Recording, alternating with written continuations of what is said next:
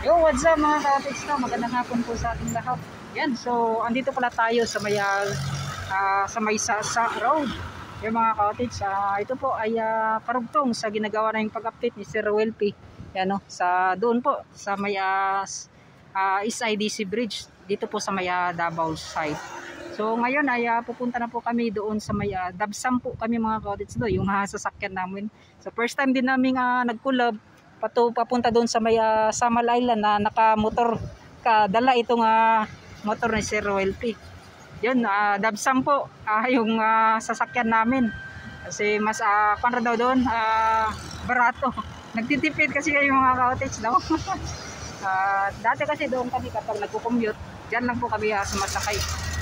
Yan. So mga ka-cottage, kita-kits po tayo doon. So sa mga solid supporters natin, solid viewers and subscribers, sana po ay suportahan po ninyo yung YouTube channel namin ni Sir Welpy at yung mga Facebook account namin, Facebook page din mga ka-cottage, no? Sa kanya is Welpy, sa akin po ay Tito Tans TV. Yun, kita-kits po tayo doon sa may Samal Island na po. Yun, let's go. Wala, gitubuan na dahil no, kanino mo man gipang demolish oh.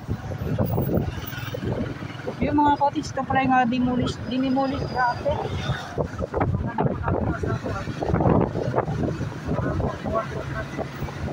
Yan no. So, nga di man daw ang buhaton daw sir. Oh, private daw. Private daw. Okay. Ito mga cottage, dito natin. Dito sa may Sasa Panakan.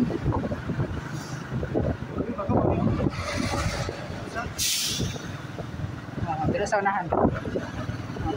Para sa unahan. Mawatan eh. This way to go back. Yan no. So dito na mga cottage no. So doon mag-check ticket. Di mo din no, kay Mingo dahil rin no.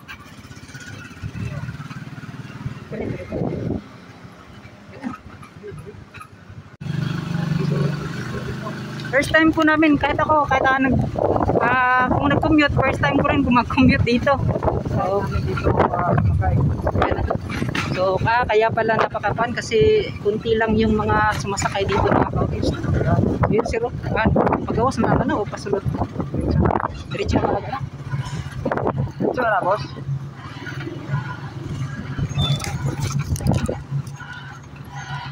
Tama. Yan no? Nasanay kasi kami doon sa kabila mga cottage. Yan. Susunod. Yan mga cottage no.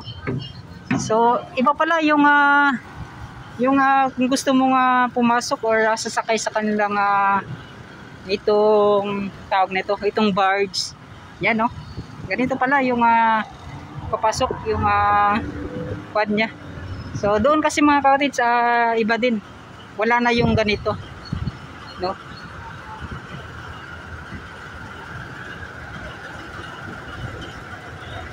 Dabsam. So ito pala yung unang floor po ng kanilang barge. So dito yung second floor niya.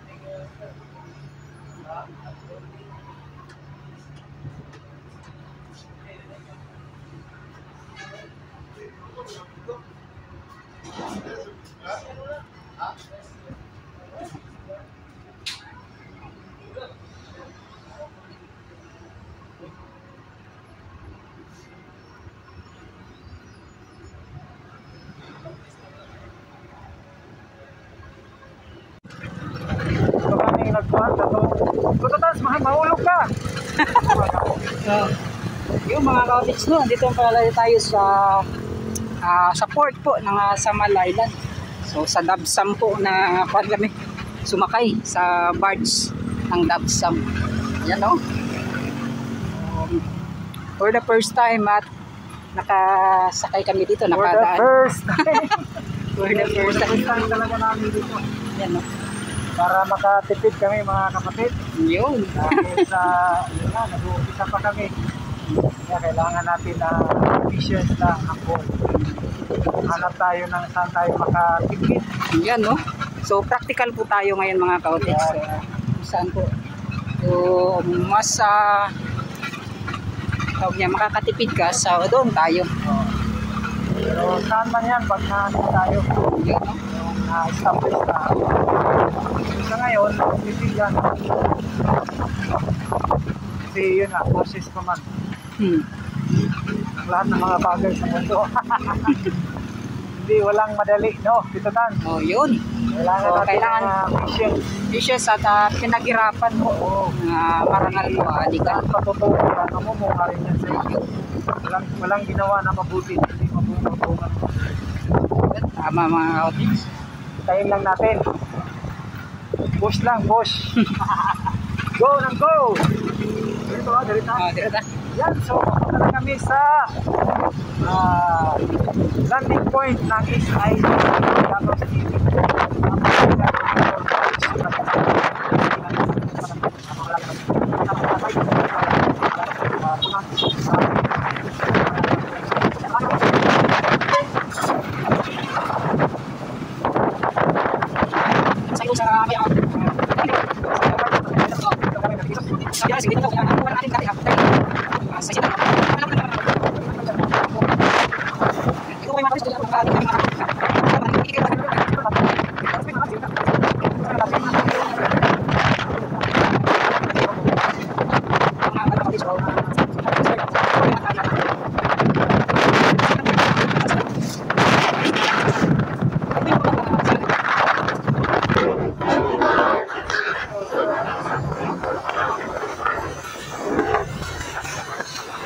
Hindi po masyado mapad na ngayon. So, kaya yung kanilang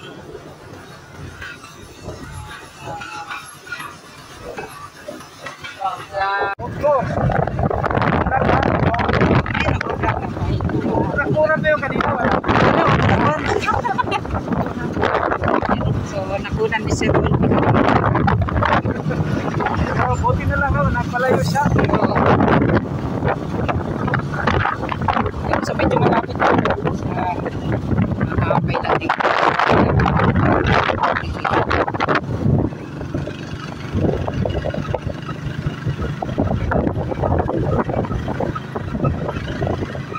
Higgins Queen.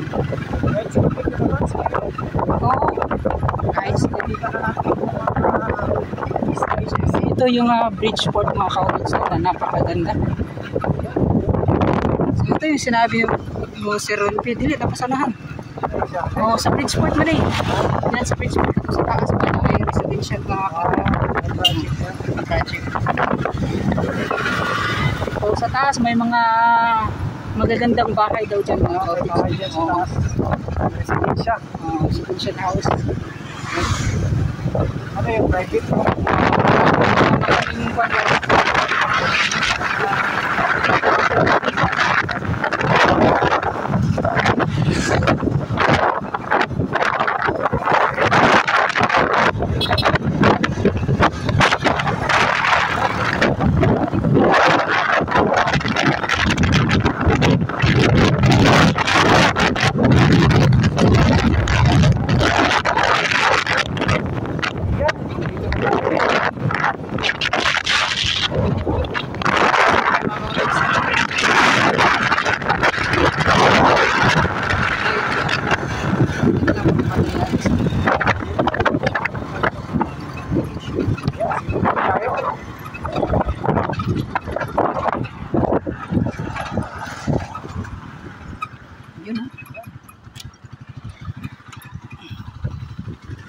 yun mga kautits, andito na tayo sa kanilang area dito sa may Samal Island, yung kanilang fabrication. So dyan po mga kautits, no, yung mga lalagyan ng mga materialis, lahat ng mga kagamitan. Yan. So andyan pala si guide. So yung mga kautits, kita-kits lang siya lahat. Nasa ano? Nakawan na. Ito yung office nila. Yes. Townhouse. Ang outside na rin. Yun. Dito naman yung ano nila, budget plan. So dito yung budget plan nila mga Ito yung budget plan nila. Dito na natin yun, nakasipit tayo.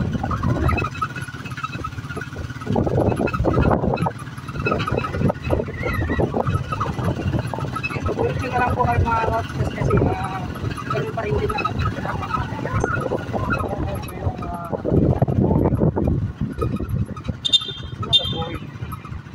So di ba naman kaya po yung dito sir? Mga man yung napakita niyo mo no?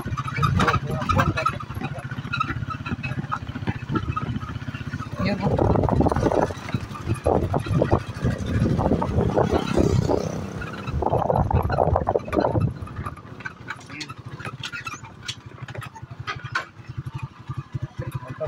Ay.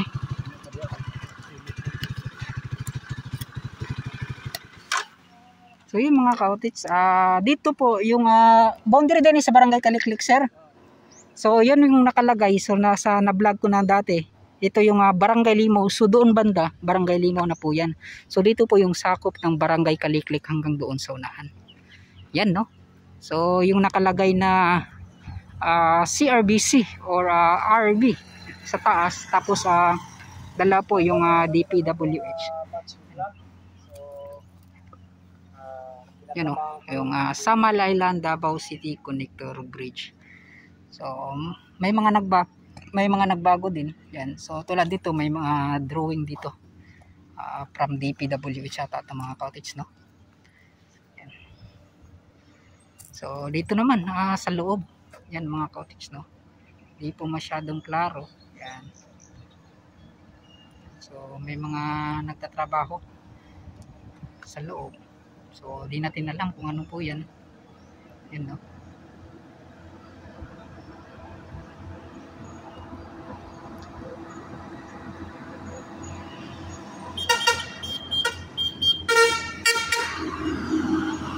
Yan. So sa tingin ko galing po yan doon sa unahan.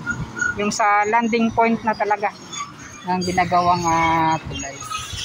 Yung mga cottage at tuloy-tuloy pa rin po tayo sa ating pag-update. Yan no.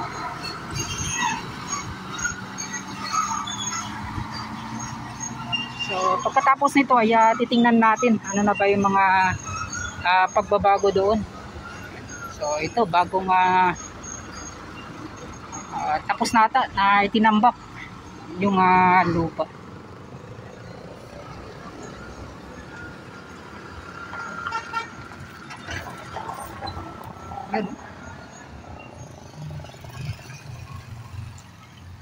So ito talaga yung mismong itsura kung paano nila gagawin yung mismong tulay po. So ilang pier po yan So kung dito ka banda yung dalawang intersection natin yung tawag niyan sir no, kaliko. Ito parang yan. So may dalawang parang ganun din sa so mo nang gingon na ako mga kwan sir bitaw noon sa siya so walay rotonda. Walay rotonda diha. No? So mo naman yata siya sir ang katong gihukay nila ikalutan. So masang ikalutan. Kani. Ito sa Davao pala to. Muna ni sa ano sa Davao site pala to mga cottage no. Akala ko sa Samal Island to. So ito pala yung sa Davao side. So yung existing ito. So yan na yung sa Maylan sa daanan papuntang Arcastillo si dito banda. So dito na papunta ito ng Sasa na daanan. So dito banda papunta ko ito patungo po ito ng Arcastillo. Yan no. So ito yung galing sa ano. Ito yung ano. But dito okay, pwede pala siya mag-ano dito, pwede siya mag-cruise. So ito yung existing na daan ito sa ilalim. Tsaka dito May, So, may kalsada din dito. di sir, ito ang kwan ko sir, bakit nila clinose, no? Ano po ito? Dapat, no? Dapat wala Sa sa ano white. yan, dun sa ano, lalabas dyan sa may yung coastal road. Hindi, malayo lang kasi yung coastal road ko. Paano mo siya Yung coastal liliko? road lalabas dyan sa may, baka dyan sa may Caltex dyan banda, sa may, Pero kani dapat close mo gid sa kuha man ni, gi-close man ang kaning dalan. Pag once na naka-white. Pero kung gusto ni pagliko kung naka-close. ko na, automatic connection na siya. Pero nakuha na siguro Oo. pag drawing, no? Connect na siya. Duda ko ang coastal road, dili mo guna maka-diretso na, basta na siya ikuan. Baka coastal road. So dito banda, medyo malapit lang siguro mga 40 meters lang ata siguro or 30 meters yung layo ng pagitan po ng kanilang gagawing poste. So doon na po ito, papasok doon sa may Aplaya Resort. Sa may beach club, no? Beach club. So may kung dito ka Pero yung galing, daan dito na existing, sa ilalim doon sa ilalim matatamaan talaga mga cottage, no? So may 2, 4, 6, 8 pala. So 8 poste pala talaga mga cottage yung gagawin diyan sa may land point na talaga mga cottage, no. So dito magsisimula, bibilang naman ng isang poste dito sa unahan sa may dagat area na. At medyo doon banda. So dito na yung sa gitna na niya, no, mga cottage. So kung dito ka na sa dagat, 2, 4, 6, 8, 10, 12, 14. So nasa 15 or nasa 15 poste mga cottage, no. Yan, so ito. Ibon na niya. Yun, no. So ito yung kaniyang disenyo. Itong shape na niya. So comment down below mga cottage kung ano yung tawag ng ganitong shape po sa itong paglagay po nila para sa coating na niya ng poste. Yun, no. So kakaiba din talaga, talagang dinrawing pa nila dito sa pader para makita talaga yung itsura. Yun mga cottage, no. At ito na po yung buong itsura. Ngunit dito naman sa dulo, wala po tayong nakita na rotonda. Siguro kinulang sila. Kinulang po yung drawing nila. So dito sa may Samal point na itong mga cottage, no, Samal site. So kulang lang po ng rotonda. Yun, no. So yung RB tapos si RBC.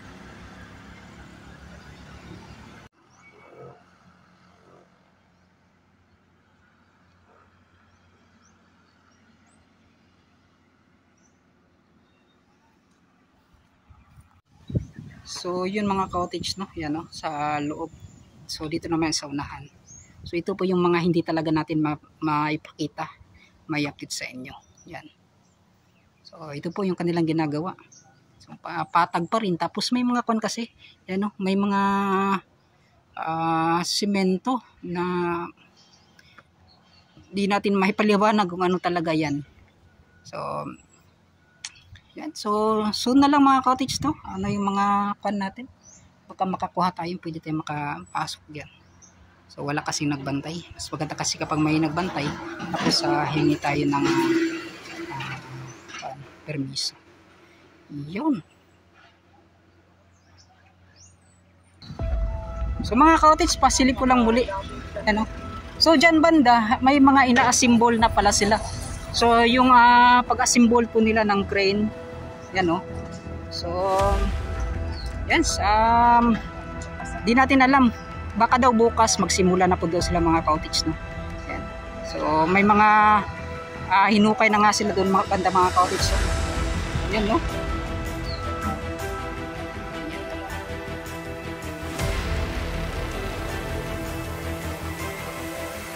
So ito temporary lang pala mga cottage para may daanan lang talaga. So ito yung mga nakuha. Hindi na pala ito lahat ay kanilang sisimentuhan. Kasi dito ay itatayo po nila yung poste. Dito po yung mga matatamaan poste.